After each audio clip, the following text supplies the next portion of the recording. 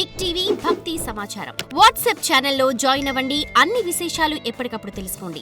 సింహరాశి వారు మఖా నక్షత్రం, పూర్వా ఫల్గుణి నక్షత్రం, ఉత్తరా ఫల్గుణి నక్షత్రం యొక్క మొదటి పాదంలో ఉన్నవారు సింహరాశి వారిగా పరిగణించబడుతున్నారు. మీకు ఈ యొక్క విశ్వావసునామ సంవత్సరం శుభాశుభ ఫలితాలు ఎలా ఉన్నాయంటే, ఈ సంవత్సరం అంతా శని సప్తమ స్థానం అష్టమ రాశులు యందు సంచరించడంచే అనుకూలుడు కాదు. సింహరాశి వారికి ఇది కొంచెం రెడ్ బెల్ అని కూడా చెప్పచ్చు. జాగ్రత్తగా ఉండవలసినటువంటి సంవత్సరం. ఆరోగ్యపరంగా జాగ్రత్త తీసుకోవాలి. ఏదైనా శస్త్రచికిత్స అయ్యే అవకాశాలు మెండుగా ఉన్నాయి. లేదా ఒక్కసారి మీరు డాక్టర్ దగ్గరికి వెళ్ళి ఓవరాల్ మాస్టర్ చెకప్ ఒక్కసారి చేసుకోండి. ఫస్ట్ ఆరోగ్యం గురించి మాట్లాడుతున్నాను, జాగ్రత్తగా ఉండాలి. నెక్స్ట్ వ్యాపారస్తుల దగ్గరికి వస్తున్నా. ఈ వ్యాపారస్తులు కొత్త నిర్ణయాలు ఏ నిర్ణయాలు తీసుకోకండి.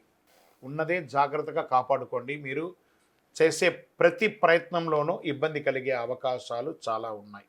ఉద్యోగస్తులు మీరు ఎక్స్పెక్ట్ చేస్తున్నటువంటి ప్రమోషన్స్ రాకపోగా అపనిందలు అయ్యే అవకాశాలు బాగా కనబడుతున్నాయి. ఇది స్త్రీ పురుషులు ఇరువురికి కూడా వర్తిస్తుంది. విద్యార్థులు చాలా కష్టపడాలి. రాజకీయ నాయకులకైతే ప్రజాక్షేత్రంలో చాలా అవమానాలు పొందే అవకాశాలు ఉన్నాయి. మీరు ఎప్పటి నుంచో ఎక్స్పెక్ట్ చేస్తున్నటువంటి నామినేట్ పదవులు కానీ ఇవన్నీ వచ్చే అవకాశాలు కాస్త చేజారిపోయే అవకాశాలు ఉన్నాయి.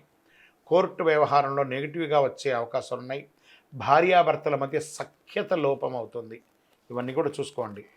ఇక్కడ మార్గశిర శుక్లమందు గురువు దశమ వ్యయరాశులుగా సంచరిస్తున్నారు. వృత్తి ఉద్యోగ వ్యాపారాలందు తరచుగా చిక్కులు, ఆస్తి నష్టం ఇవన్నీ కూడా అయ్యే అవకాశాలు ఉన్నాయి. ధన వ్యయం విపరీతంగా అవుతుందని కూడా చెప్తున్నారు. గౌరవ నాశనం కూడా చెప్పడం జరుగుతుంది. చేసిన ప్రయత్నాలన్నీ కూడా కీర్తి వృద్ధి, బలము, తేజస్సు, విరోధి నాశనం కూడా సంవత్సర ద్వితీయంలో కాస్త ఉపశమనం కలిగిస్తుందని చెప్పచ్చు. రాహు సప్తమ అష్టమ రాశులతో, కేతు ద్వితీయ జన్మరాశులతో సంచరించే అకారణ కలహం, అపనిందలు ఇవన్నీ కూడా జరిగే అవకాశాలు. వృధా వ్యయములు, వృధా వైరములు, తరచుగా ఇబ్బందులు, మాట అదుపు తక్కుతూ ఉండడము, ఆరోగ్యం చక్కగా ఉండకపోవడం, కలత్రంలో భార్యాభర్తల మధ్య కలత్రంలో కూడా విభేదాలు ఏర్పడే అవకాశాలు బాగా ఉన్నాయి. జన్మ ద్వితీయ రాశిలందు సంచరించితే చాలా జాగ్రత్తగా ఉండాలి కుజులు. సరే, నక్షత్ర ప్రకారం ఎలా ఉంది అని అంటే, మఖ వారికి సంవత్సరం తిరిగి భాద్రపద బహుళం నుండి మాఘ పూర్వార్థం వరకు నైదన తారయందు శని, సంవత్సరాంతం నుండి కార్తీక బహుళం వరకు నైదన తారయందు రాహువు సంచరిస్తున్నారు. పూర్వా ఫల్గుని వారికి అంటే పుబ్బా నక్షత్రం వైశాఖ బహుళం నుండి భాద్రపద బహుళం వరకు, తిరిగి మాఘ బహుళం నుండి సంవత్సరాంతం వరకు నైదన తారయందు శని, ఆషాఢ బహుళం నుండి సంవత్సరం వరకు జన్మతారయందు కేతువు సంచరిస్తున్నారు. జాగ్రత్త.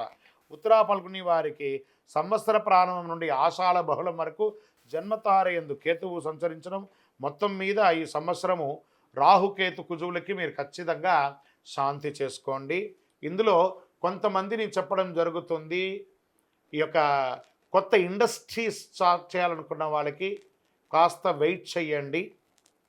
మీకు ఇష్టదైవాన్ని ప్రార్థన చేయండి. చక్కగా వెంకటేశ్వర స్వామి వారిని ప్రార్థన చేయండి. లేదా వీలుంటే ఒకసారి తిరుపతికి వెళ్ళి కాలునడకగా వెళ్ళి స్వామివారికి నమస్కారం చేసుకొని రండి. మీ యొక్క లక్కీ నెంబర్ 9 అని కూడా చెప్పవచ్చు. మీకు ఉపయోగించే కలర్ బంగారు మరియు పసుపు రంగు మీకు చాలా కలిసి వస్తుందని కూడా చెప్పడం జరుగుతుంది. మీ యొక్క వయస్సు ఎంత ఉందో అన్ని దీపాలను మీ ఇష్టదైవం కులదైవం దగ్గర ప్రార్థన చేసుకొని వెలిగించండి. అతి శక్తివంతమైనటువంటి కరుంగాళి మాలను ధరించండి. ప్రత్యేకించి సింహరాశి మిత్రులారా, మీరు ఈ సంవత్సరం జాగ్రత్తగా ఉండవలసినటువంటి సమయం. ఎందుకంటే మీకు అష్టమ శని ప్రారంభమైంది కాబట్టి శని అనుకూలంగా ఉండడానికి కరుంగాళి చాలా ఉపయోగపడుతుంది. చక్కగా ఈ కరుంగమాలి మాల ధరించి ఆయురారోగ్య ఐశ్వర్య భోగభాగ్యాలతో ఉండండి. విజయోస్తు. For more videos like this, subscribe Big TV channel.